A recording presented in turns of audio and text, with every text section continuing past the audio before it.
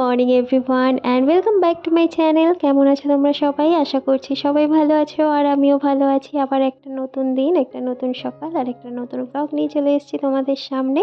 পুরো ব্লগটা দেখতে থাকো। আই হোপ আজকের ব্লগটা দেখতে তোমাদের ভালো লাগবে। আজকে হচ্ছে জানুয়ারির 10 তারিখ, বাজছে এখন সকাল 9টা। আর এই 9টা থেকে ব্লগটা শুরু করছি বিছানা গোছানো দিয়ে। সকালে উঠে ব্রেকফাস্ট রেডি করে ব্রেকফাস্ট করা হয়ে গেছে। আজকে ব্রেকফাস্টে ছিল ব্রাউন ব্রেড, পিনাটস বাটার আর ডিম সেদ্ধ, আর বড়দিনের কেক এখনও অল্প অল্প আছে। তো ব্রেকফাস্ট করে তারপর চলে এসেছি বিছানা গোছানোর জন্য। বিছানা গুছিয়ে তারপরে ঘরটাকে ভালো করে ডাস্টিং করে নেব। ডাস্টিংটা আমি চেষ্টা করি রেগুলারই করার, হালকা করে। এই যে ডাস্টারটা আছে এটা দিয়ে হালকা করে ঝেড়ে নিলে কিন্তু ধুলোটা পুরো চলে যায়, আর এতে বেশি সময়ও লাগে না। একটুখানি 10 মিনিট টাইম দিলে পুরো ঘর ডাস্টিং করা হয়ে যায়। আর রেগুলার এই ডাস্টিংয়ের হ্যাবিটটা রাখলে কিন্তু সবসময় ঘর পুরো পরিষ্কার টিপটপ গোছানো থাকে। আমাদের বাড়ির বেশিরভাগ ফার্নিচারগুলো না একটু ডার্ক কালারের, ওই জন্য একটু ধুলো হলেই দেখতে খুব বাজে লাগে। তাই জন্য চেষ্টা করি রেগুলারই একটু ডাস্টিং করে নেওয়ার। এই ওয়ার্ড্রপটা দেখো একদম ডার্ক কালার বলে একটু ধুলো পড়লেই বোঝা যায়, ওই জন্য রেগুলার এগুলোকে ডাস্টিং করে নিলাম। তারপর চলে এসেছি রান্নাঘরে রান্না বসানোর জন্য। বেডরুমটা পুরো ডাস্টিং করা হয়ে গেছে, এবার চলে এসেছি রান্নাঘরে রান্নাটা বসিয়ে দিয়ে তারপরে আবার যাব ড্রয়িং রুমটা ডাস্টিং করতে। এইভাবে কাজের ফাঁকে ফাঁকে করলে না খুব একটা খাটনিও মনে হয় না, খুব একটা সময়ও যায় না।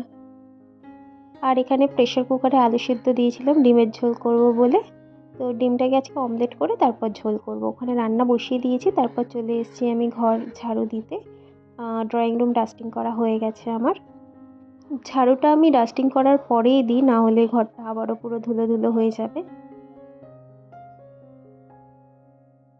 তো একবার ঘরের কাজ করছি, একবার রান্নাঘরে এসে রান্নাটাও দেখে যাচ্ছি। আর ফ্রিজে কিছু সবজি আছে, দেখি কি কি সবজি আছে সেটা বার করে করে ফেলবো আজকে।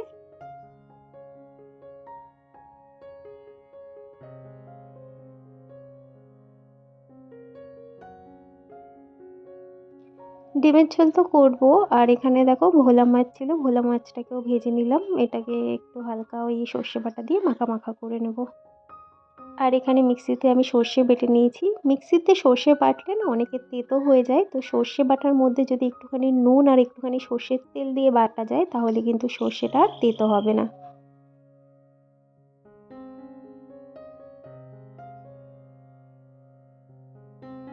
রান্নাবান্না মোটামুটি কমপ্লিট, এবার বাসনগুলোকে ধুয়ে নেব।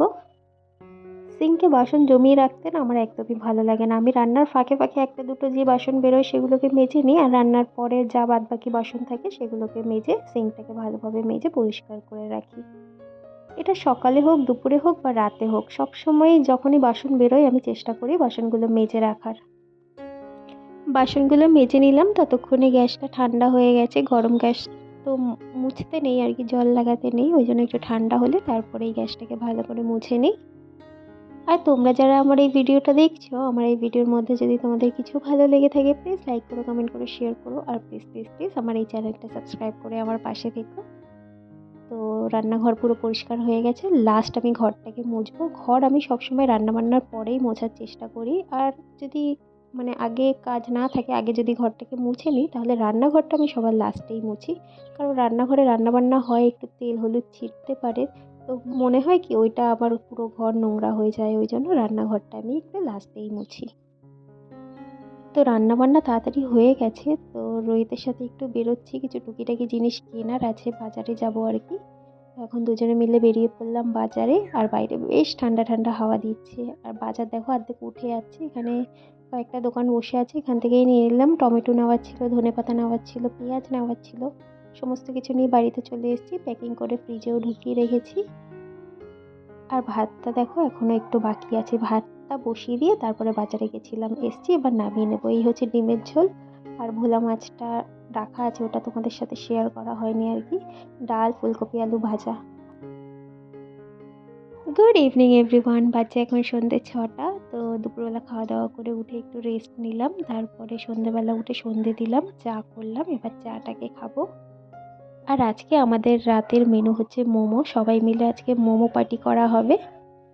তো নিচে দুই বৌদি আমরা সবাই মিলে আজকে মোমো বানাবো। আর এখানে দেখো মোমো বানিয়ে খাওয়া দাওয়াও শুরু হয়ে গেছে। তো এই হচ্ছে আমাদের মোমো পার্টি। ব্লগটা কেমন লাগলো প্লিজ কমেন্ট করে জানিও। ভালো লাগলে like comment share and please subscribe my channel. দেখা হচ্ছে নেক্সট ব্লগে। সবাই ভালো থেকো, টাটা।